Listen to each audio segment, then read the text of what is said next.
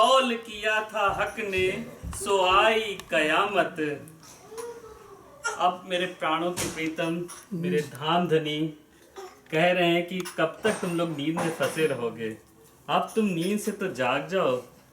आए पहुंची शरत कौल किया था हक ने हमको बुलाया है। हम लोग कब तक इस माया में फंसे रहेंगे। इस माया से हमको निकलकर अपने अंतरात्मा को हमको जागृत करना होगा।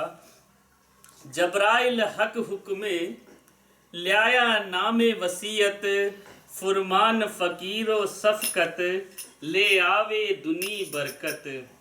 जबराइल हक का हुक्म लेकर हम सबके पास आया है। हम सबको राज्य की पहचान दे रहा है, फिर भी हम माया की नींद में इस तरीके से उलझे हुए हैं कि हमको उनकी पहचान भी नहीं हो रही। वो अगर हमारे सम्मुख खड़े भी हो जाएं तब भी हम उनको नहीं पहचान पाएंगे कि माया की ऐसी नींद हमारे उस पे लगी हुई है कि हम राज्य को पहचान ही नहीं पा रहे हैं। ल्याया नामे वसीयत, वसीयत नामे लिखे हुए आ रहे हैं। हर भागवत पुराण संगीता हर ग्रंथ में हम लोगों की वसीयत नामे लिखे हुए, हम लोगों के बारे में लिखा हुआ है। लेकिन हम लोगों पे ऐसा हम लोगों की माया ने दृष्टि कर रखी है कि उस तरफ हम जा ही नहीं पा रहे हैं। द्वार तोबा के बंद होए सी अगियारे सदी आखिर, जो होवे अरवा अर्श की सो नींद करे क्यों कर। द्वार तोबा के बंद होए सी मतलब हमारे लिए द्वार सारे बंद हो चुके हैं।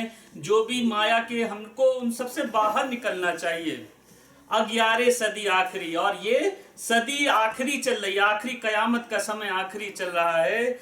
जो होवे अरवा अर्श की, जो ब्रह्म मुनि होगा, जो सच्चा मोमिन होगा, वो नींद को त्याग करके परमात्मा राज्य की पहचान कर लेगा। आए लैल के खेल में लेने अर्श लज्जत, सुख साचे झूठे दुख में लेने को ए बकत। जो हम इस लैल के खेल में आए हैं, लैल तुल कद्र की 3 तकरार हुए हैं। उस ये ब्रज, यस ब्रज रास और जागनी।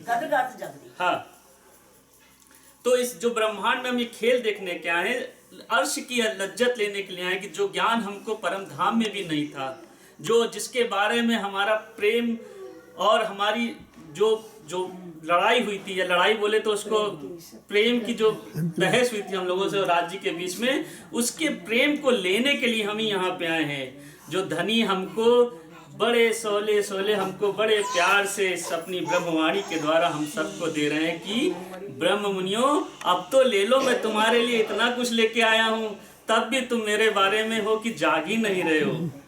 और जब तक हम अपनी निस्बत अपने धनी के प्रति नहीं लगाएंगे तब तक हमको वो मिलने वाला ही नहीं है। निस्बत ही हमको सब कुछ उस धनी से मिलाएगी। आपन बैठे बीच अर्श के, अर्श को ना ही सुमार, दसों दिस मन दौड़ाइए काहू ना आवे पार। दसों दिशा में आपके मन दौड़ते, हर दिशा में मन दौड़ता है कि मेरी नौकरी का प्रमोशन, मेरा उसका प्रमोशन, आज मैं मैनेजर हूँ तो मैं सीनियर मैनेजर बन जाऊँ, सीनियर मैनेजर हो गया तो मैं डायरेक्टर बन जाऊँ, डायरेक्टर हो गया तो एमडी बन जाऊँ। इन्हीं सब में हमारा माया में लगे रहते हैं और हर तरफ हमारा दिमाग जाता रहता है। तो दसों दिशा मन दौड़ाइए काहू ना आवे पार।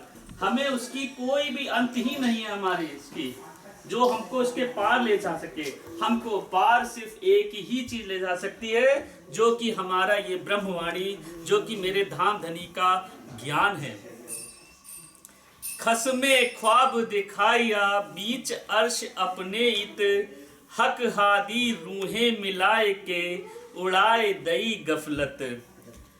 खसमे ख्वाब दिखाया, हमारे प्राण प्रीतम धाम के धनी ने हमें ये ख्वाब दिखाया, ये स्वप्न की दुनिया दिखाई है कि अरे इसमें तो तुम्हें मेरी पहचान हो जाए, अब तो जाग जाओ।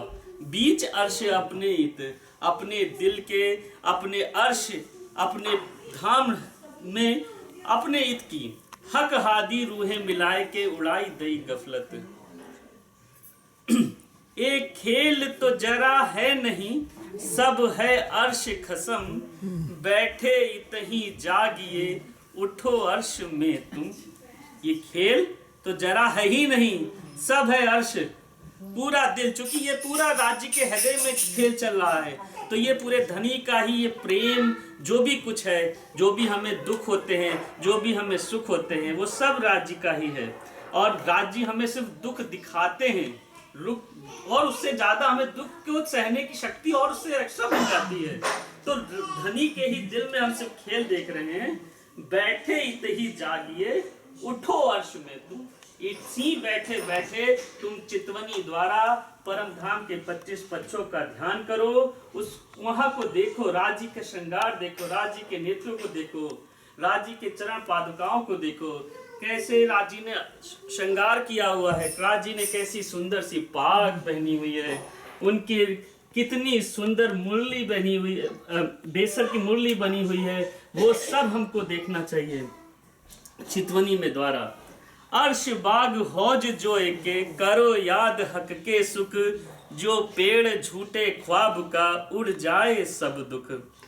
अर्श बाग हौज कौसर को याद करो तुम, हक के सुखों को याद करो कि कैसे हम वहां पे झीलना करते थे, कैसे हम राज्य के साथ अटखेलियां करते थे कि हे मेरे धाम के धनी, आज हमको हौज कौसर जाना है, आज हमको मूल मिलावे में से बाहर हमें कहाँ पे भी जाना है, वहां पे धनी हमको लेके जाते हैं।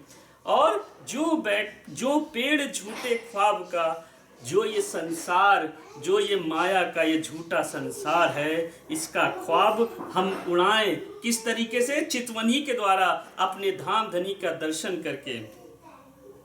असल आराम हृदय मिने, अर्श को अखंड, तब ए झूठे ख्वाब को, रहे न पिंड ब्रह्मांड। असल आराम हृदय मिने, असल आराम हृदय मिने का मतलब है कि हम उसमें आराम से हृदय में अपने धाम धनी को बैठाएं, अपने धनी को रिझाएं, धनी का दीदार ही करते रहें और अर्श को अखंड करते रहें। धनी के दीदार से ही 25 पक्षों का देखते ही हम धनी को, अपने अर्श को अखंड कर सकते हैं अपने धाम हृदय में। कुछ गलत हो तो प्लीज बता, बातें बता दूंगी। तब ये झूठे ख्वाब को, रहे न पिंड ब्रह्मांड, तब ये झूठा ब्रह्मांड रहेगा ही नहीं।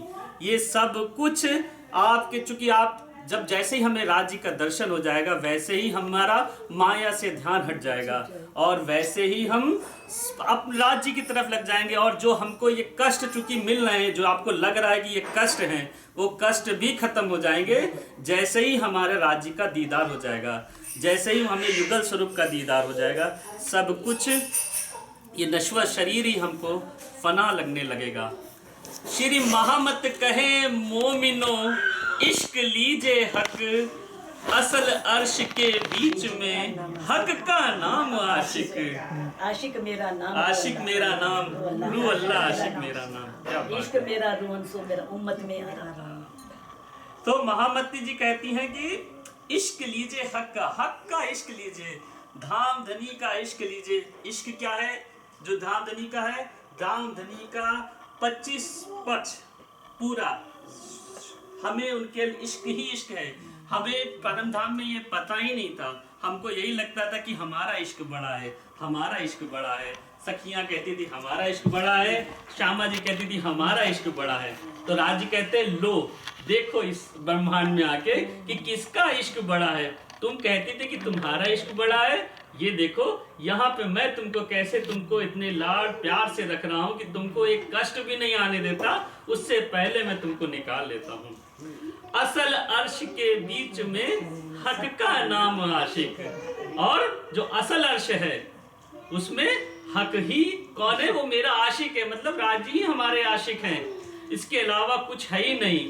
और यही हमारी निस्बत है कि वहां पे सिर्फ राजी, क्योंकि हमको लगता था कि वहां सब कुछ अलग है, श्यामा जी अलग है, खूब खुशहालियां अलग है, सब कोई अलग है, लेकिन राजी ने ये दिखा दिया कि तुम सबको अलग की समझती थी, वहां पे सिर्फ हूं तो मैं ही हूं, इसके अलावा और कोई नहीं है, और कोई नहीं है। और कोई